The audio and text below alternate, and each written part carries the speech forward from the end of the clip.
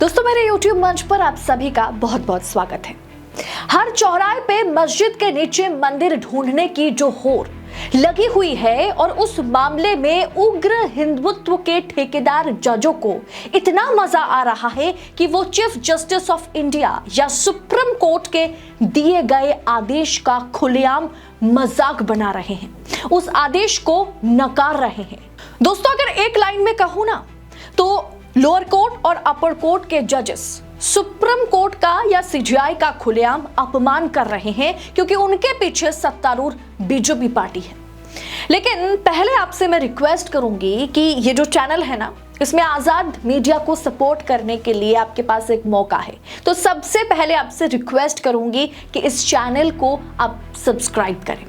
हर मस्जिद के नीचे मंदिर ढूंढने की प्रथा आगे चल करके बहुत महंगी साबित होगी। इस बात पर लगातार सुप्रीम कोर्ट के पूर्व जजों ने उग्र हिंदुत्व को चेताया है, लेकिन उस उग्र हिंदुत्व वाली राजनीति का हिस्सा जजेस बन जाएंगे, ये किसी ने कभी नहीं सोचा था।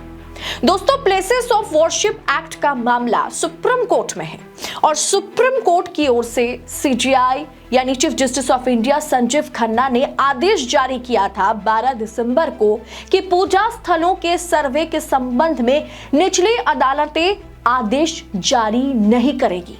लंबित मामलों पर कोई नया आदेश जारी नहीं किया जाएगा। नई याचिकाएं रजिस्टर नहीं करेंगी कोई भी अदालतें। लेकिन संभल की शाही जामा मस्जिद का विवाद अभी शांत भी नहीं हुआ कि एक व्यक्ति पंडित केशव देव गौतम द्वारा अलीगढ़ अपर कोर्ट की जामा मस्जिद के खिलाफ याचिका दाखिल की गई। हैरानी की बात यह है कि सुप्रीम कोर्ट द्वारा मंदिर मस्जिद मामलों में किसी भी नई याचिका पर सुनवाई पर रोक होने के बावजूद भी जिला जज खुद को सीजीआई से भी बड़ा जज समझने लगे, मानने लगे। इसीलिए 15 फरवरी को सुनवाई को उन्होंने स्वीकार कर लिया है। यानी इतने बड़े मामले और गंभीर मामले में सुप्रीम कोर्ट ने राष्ट्रव्यापी अदालतों के लिए आदेश जारी करने के बावजूद अलीगढ़ अपर कोर्ट ने फिर से मस्जिद के नीचे मंदिर ढूंढने की केस को रजिस्टर कर लिया है। क्या जिला अदालतों पर लोकल नेताओं का दबाव है? हमने इससे पहले देखा था कि किस तरीके से इलाहाबाद हाईकोर्ट के सिटिंग जज शेखर यादव ने माइनॉरिटीज के खिलाफ बयान दिया था, मुसलमानों के खिलाफ बयान दिया था और यह साफ कर दिया था उन्होंने कि फैसला हमेशा देश के बहुसंख्यक आबादी के हिसाब से सुनाया जाएगा। अब ऐसे जज अगर हाई कोर्ट में बैठते हैं, लोअर कोर्ट में बैठते हैं, तो मस्जिद की खुदाई वाली याचिका को ग्रीन सिग्नल मिलने में दोस्तों 2 मिनट का वक्त नहीं लगेगा। लेकिन सुप्रीम कोर्ट के आदेश का अवमानना एक तरह का जुर्म है। क्या इसके लिए अलीगढ़ अपर कोर्ट को या उन अपर कोर्ट के खिलाफ या जज के खिलाफ एक्शन लिया जाएगा? क्योंकि सीधा सीधा सीजीआई और सुप्रीम कोर्ट के आदेश को यहां पर उल्लंघन किया गया है।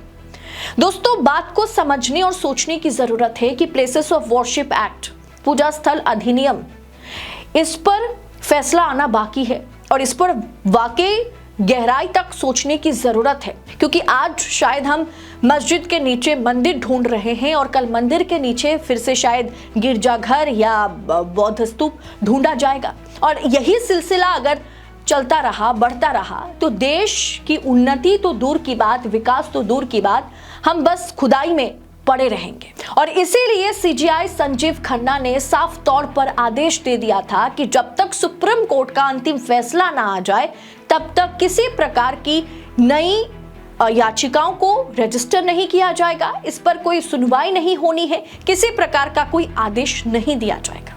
लेकिन कुछ जजों पर यह हिंदुत्व वाली राजनीति मतलब इतना असर छोड़ दिया है कि वो अपने संवैधानिक पद की गरिमा को तार-तार करने पर भी 2 बार नहीं सोच रहे।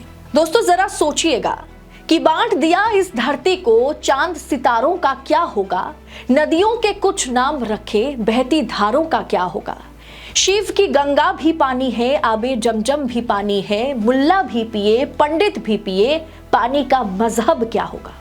इन फिरका परस्तों से पूछो, क्या सूरज अलग बनाओगे? क्या हवा में सांस है सबकी? क्या हवा भी नहीं चलाओगे? नस्लों का करे जो बंटवारा, रहबर वो कौम का ढोंगी है।